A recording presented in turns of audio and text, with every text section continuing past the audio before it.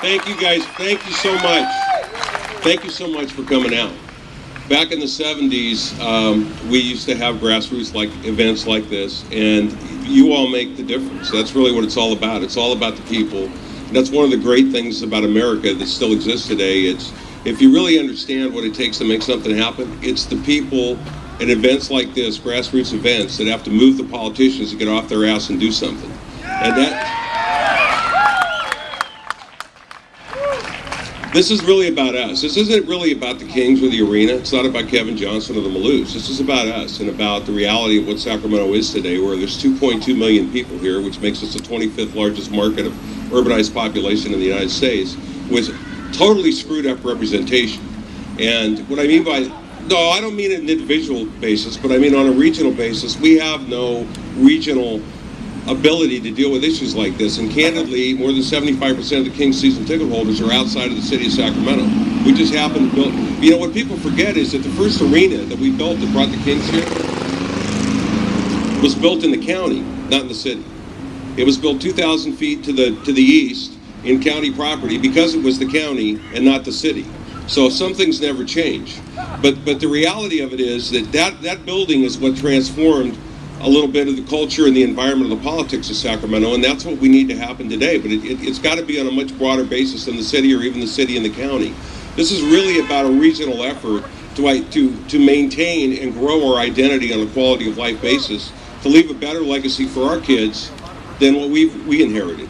And what we inherited is this environment where we have the Kings and we have the arena. And it's really not about the Maloofs. It's not about greed. They're struggling here mightily. The NBA is a very tough environment to operate in.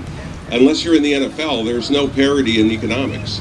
So we need a joint powers authority on a regional basis. I just asked Linda a little while ago, and I asked Joe, would you guys participate in a joint powers authority to deal with an issue like this? And they were very, very accommodating. And I have no doubt that if the business environment gets together, and the Chamber of Commerce we had strong support for it 30 years ago, 25 years ago, gets together, we can form a regional entity that will represent this community on a positive basis across the 4, 5, 6 counties and 20 cities or so that we have in this region to really represent the 2.2 million people. That's what need to be done. And it's going to take some money. I mean, basically, show me the money is really what it's all about. It's not about greed. It's about survival when you're a small market in the NBA. And it's probably true, even though I built 2 arenas. I'll tell you, 25 years have gone by since those days. And I don't know where the hell you get people to occupy the suites. What we really need is probably 25,000 seats, to be honest with you, because I honestly think this community would be one of the greater communities to support the number of people coming to the games on an ongoing basis as we have been over the last 25 years. The first year when we were in the smallest building, we had the 5th highest attendance in the NBA when we only had 10,000 seats in the building. That'll give you an idea how much the world's changed. And it's a very changed world today, to be honest with you. You all live with the reality that we used to be in a very singular economic environment with capitalism after World War II, and that changed when the Berlin Wall came down in my lifetime and after the arenas were built. That changed with the fall of communism. We're in a different business and jobs environment today than we were when the Kings were moved here, and that is really fundamental to the change in this environment. People have to work together more today than ever. That's one of the big struggles in the United States today. So we all have to rely on each other much more today than we did 25 years ago or a generation ago. And we need a funding mechanism that is a public-private funding mechanism that's not necessarily on your property or not necessarily even a sales tax, but we need an ad valorem tax structure that creates some type of transit or unitary or bed or ticket tax structure that enables this community to contribute about $20 million a year to be able to be part of a public-private partnership that gets the facilities built, at least that particular facility. But that's nothing. That's a drop in the bucket. Back in the 80s, people forget that I failed to get a stadium built, and I left a $25 million hole in the ground out there as a tribute to that posterity. But we tried very hard to the very limit of our capacity to make that happen, and we actually had a deal done with Al Davis to move the Raiders here. And if you don't think there's a difference in the economics between the NFL and the NBA, look at who won the Super Bowl this year, and look at who won it last year.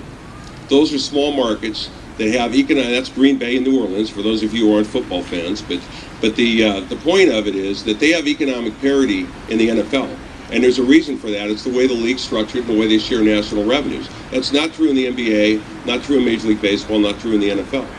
The Raiders coming here would have been far more important to the longevity of sports in Sacramento than the Kings being here, because they were in a different economic structure where the revenue sharing on a national basis with their mammoth multi-billion-dollar contracts would have actually accelerated that environment back in 1989, 1990.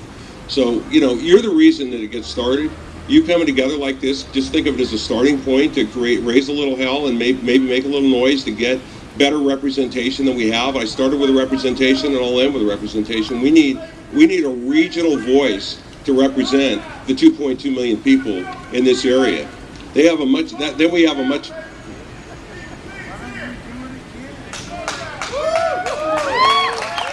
we can't do it again, but it's going to take all of us working together through our representation in this community to be able to work through our cities and our counties respectively to have an opportunity to move this community forward. And even if we lose the Kings, which is highly plausible, I think at this point, is more than likely that they're gone, it's a starting point for something, and it's something to raise the level of unity and raise the level of possibilities in this community for our children and the children after them. We have to do something to change this environment.